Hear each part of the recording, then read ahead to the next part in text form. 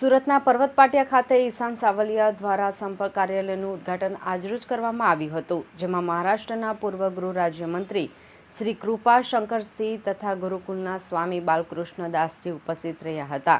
તેમના હસ્તેથી કાર્યાલયનો શુભારંભ કરાવ્યું હતું. લોકોની સેવા માટે ઈશાન સાવલિયા દ્વારા આજરોજ સુરતના પર્વત પાટિયા ખાતે ફ્રી દવાખાનું તેમજ ફ્રી મેડિકલના સાધનો માટેનું કાર્યાલયનું શુભારંભ કરાયું હતું. આ કાર્યાલયમાં લોકોને ફ્રી દવા આપવામાં આવશે. તેની સાથે જ વ્હીલચેર, હોસ્પિટલ બેડ તેમજ વોકર, ટોયલેટ ચેર તથા ઘોડી જેવા ઉપયોગી સાધનો રાખવામાં આવ્યા છે, જ્યાં જરૂરિયાતમંદ લોકોને વિનામૂલ્યે આપવામાં આવશે.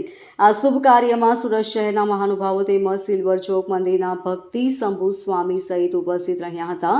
વધુમાં ઈશાન સાવલિયા દ્વારા જણાવવામાં આવ્યું હતું કે બીમારીમાં લોકોને ઘણી બધી વસ્તુઓની જરૂર પડતી હોય છે, તેથી પર્વત પાટિયા ખાતે અનોખી પહેલ કરવામાં આવી હતી, જેથી જરૂરિયાતમંદ લોકોને આ સંપર્ક કાર્યાલયનો લાભ લેવા જણાવાયું હતું. મારું નામ ઈશાન સાવલિયા છે.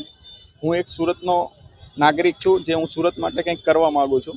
મારે ત્યાં અત્યારે આજે સંપર્ક કાર્યાલય થ્રુ હું નવું આગળ મૂકી રહ્યો છું, જે લોકોની સેવા માટે મૂકી રહ્યો છું કે હું ફ્રીમાં લોકો માટે શું કરી શકું. તો કે હું ફ્રીમાં લોકો માટે એક દવાખાનાનો એક વિષય લઈને આવ્યો છું, જે દવાખાના બધા માટે એ લોકોને ફ્રીમાં મેડિસિન મળે, ફ્રીમાં એને સારવાર મળે, છતાં ઓપરેશન પછી ઘરે જે યુઝ કરવા માટે જે પણ એ લોકોને ઓર્થોપેડિક સામાનની જરૂર હોય છે, જે નાનો માણસ ખરીદી કરી નથી શકતો, એ મારે ત્યાંથી હું ડિપોઝિટ ઉપર આપી અને ફ્રીમાં એ લોકોને આપવા માગું છું.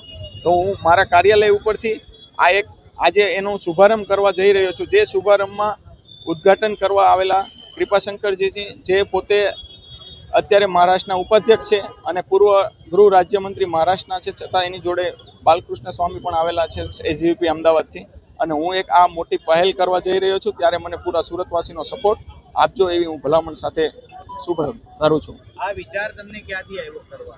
આ વિચાર મેં ઘણા ગરીબો માણસ જોયા છે કે જે લોકોને મેડિસિન અને દવાખાનાની જરૂર હોય છે, ત્યારે એ લોકો પાસે ખીચામાં એક રૂપિયો હોતો નથી, અને જ્યારે તાવ આવતો હોય ત્યારે એ લોકોને તાવ સારો કરવા માટે એક દવા લેવા માટે એની પાસે પૈસા હોતા નથી. એવા મેં ઘણા એવા ગરીબ લોકો જોયા છે કે મેં એ લોકોને જોયા પછી એવું નક્કી કર્યું કે નહીં, આપણે કોઈક માટે કંઈક કરવું જોઈએ, કે જે આપણી આવડત છે, જે આપણા રિલેશન છે, જે આપણું ફ્રેન્ડ સર્કલ છે, એનો યુઝ કરી અને આપણે એ સારવાર આપી શકીએ. તમારી સાથે કેટલા લોકો જોડાયા છે?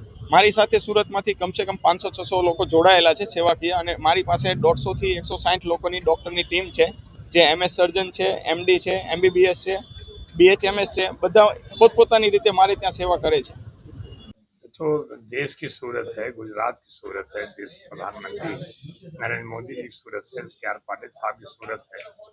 और आज मैं उस धरती पर आया जहाँ से हमेशा संदेश गया है, चाहे महात्मा गांधी जी के रूप में, चाहे सरदार वल्लभ भाई पटेल के रूप में, और आज आदरणीय देश के प्रधानमंत्री भले ही हमारे उत्तर प्रदेश के वाराणसी के सांसद हैं, पर संदेश इसी मिट्टी से गया है।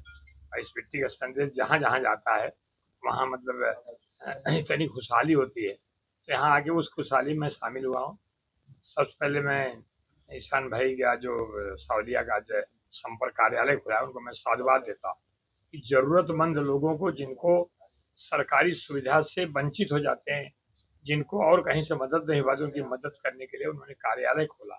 और खास करके उनके लिए जिनके कभी कुछ शरीर के अंग कुछ नहीं हैं या विकलांग हैं, तो उनकी मदद करने के लिए आगे आते हैं। मैं उनके परिवार की टीम को बहुत साधुवाद देना चाहूँगा। और आज एक हमारा जो कलाकार इतना बढ़िया बगैर कलर के, तो नरेंद्र मोदी बगैर कलर के ही कलरफुल है। तो जैसे प्रभु रामचंद्र जी जहाँ जहाँ जाते थे भूमि अयोध्या हो जाती थी, ऐसे ही हमारे देश के प्रधानमंत्री जहाँ जहाँ जाते हैं भारत की संस्कृति और सनातन वहाँ अपनी जड़ बना लेता है, चाहे देश हो चाहे विदेश। Bureau report LK star news, सूरत।